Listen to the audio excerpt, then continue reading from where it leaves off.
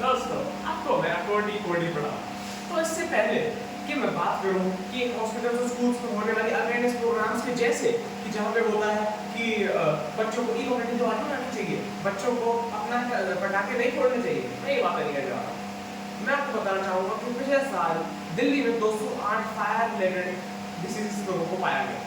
पिछले साल हमारे पास लखनऊ में 14,287 मौत हुई और उससे पिछले साल 2022 में दिल्ली में रिपोर्ट किए गए बड़े खौफनाक सत्य, जो कि और कुछ नहीं बल्कि फायर क्रैकर से होने वाले इंजरीज के बारे में ही थे। तो उससे पहले कि आप लोग मजे से पटाखे फोड़े, आप सबको देखना चाहिए कि उससे हो क्या रहा है। भगवान शिव ने शिव पुराण में कहा था कि इंसान को हमेशा हर काम करने के लिए एक उद्देश्य होना चाहिए। उद्देश्य के बिना इंसान को कहीं नहीं जाना चाहिए, चाहे फिर वो निमंत्रण के बिना शादी में जाना हो, चाहे कहीं और। आजकल बहुत से लोग बिना निमंत्रण के शादी में जाते हैं, उद्देश्य नहीं सिर्फ खाना खुश जाते हैं। साफ सीधी बात तो ये है कि आपको उद्देश्य के बिना कोई काम नहीं करना चाहिए।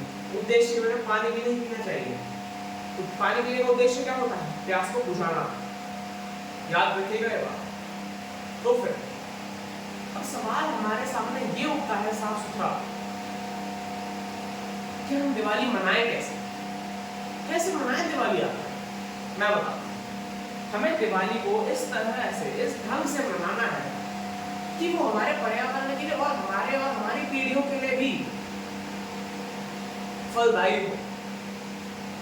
मैं आपको बताना चाहूँ कि जो पटाखों से धुआं निकलता है उसकी वजह से लोगों को कितनी सारी महामारियां फैल रही हैं, जैसे कि अस्थमा, एयर रिलेटेड डिसीज, सारे कार्डियोवैस्कुलर डिसीज बहुत बढ़ रहे हैं, हार्ट रिलेटेड डिसीज बहुत बढ़ रहे हैं, कैंसर भी तक की डॉक्टर ने बता दिया। इतना ज्यादा स्मोक हमारे पर्यावरण के लिए, जो जिसकी वजह से ग्लोबल वार्मिंग भी बढ़ती है। साफ सीधी बात तो यह है कि हमें दिवाली को ऐसे ढंग से मनाना है कि हमारे साथ जन्मों की पीढ़ियां तक भी उसके लिए, उनके लिए कोई दिक्कत ना हो। बताइए मनाए कैसे? अब पहली बात तो यह, अगर हम पटाखे नहीं बजा सकते तो करें क्या? किस तरह से मनाए दिवाली? खुशियां बांट। एक इंसान के लिए सबसे ज्यादा खुशी की बात होती क्या है? कभी खुशी बांट के तो देखिए क्या लगता है। ट्राई करके देखिए, मौज आती है। और ऊपर से तो जो आजकल हम ये लाइटिंग वाले इलेक्ट्रिक दिया लेते हैं, उससे तो भाई हमारे जो इतने बढ़िया बढ़िया कारीगर हैं, उन सबकी कार्य पर की लगी हुई है, क्योंकि उनके पास सेलिंग है, कुछ उनके बिकी नहीं होती है।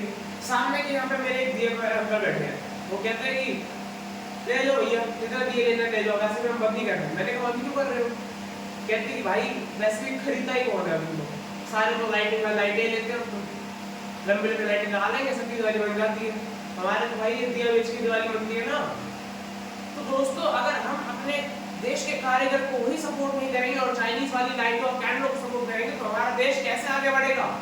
इसका साफ सीधी बात यह है कि अगर हम दिवाली अपने देश के स्वदेशी तरीके से अपनाते हैं तो हमारे देश की जीडीपी भी बढ़ेगी, हमारे देश में बेरोजगारी कम होगी और साफ सीधी बात तो यह है कि हमारे देश की 7 पीढ़ियां तक फलदायी का परिणाम महसूस करेगी।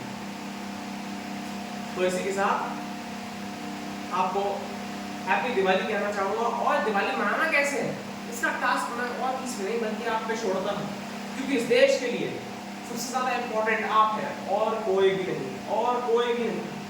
ये देश आपकी वजह से चल रहा है, आपकी मर्जी से चल रहा है, याद रखिए। नमस्कार, हैप्पी दिवाली।